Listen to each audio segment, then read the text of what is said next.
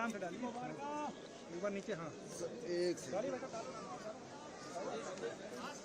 अरे गोविंद सर थोड़ा सा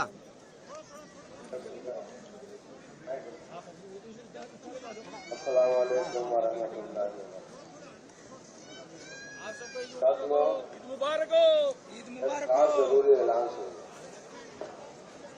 जो इस साल हज पे जा रहे हैं वह हाजी हजरात के लिए ट्रेनिंग कैंप लगाया गया है। कल 22 मार्च से 26 मार्च तक मस्जिद अजीजुल्लाह गोविंद सर ये मरकज के आगे अविनाश सर थोड़ा कैमरा पहले दिन सुबह 9 बजे से 1 बजे तक, दूसरे दिन से 5वें दिन तक सुबह 9 बजे से 11 बजे तक विशालगढ़ हाउस के पास में लगाया जाएगा। इसके अलावा बाबू का टीबा बड़ वाली मस्जिद में हज कैंप होगा 28 मार्च को बरोज शनिवार सुबह 9 बजे से 1 बजे तक लगाया जाएगा।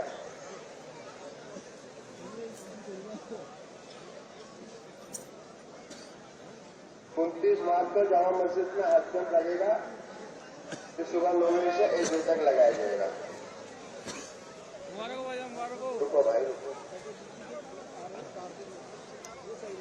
आप ईद मिल लो, मैं जरा कर देता हूँ, मेरा कार्यक्रम कर देता हूँ, आप ईद मिल लो।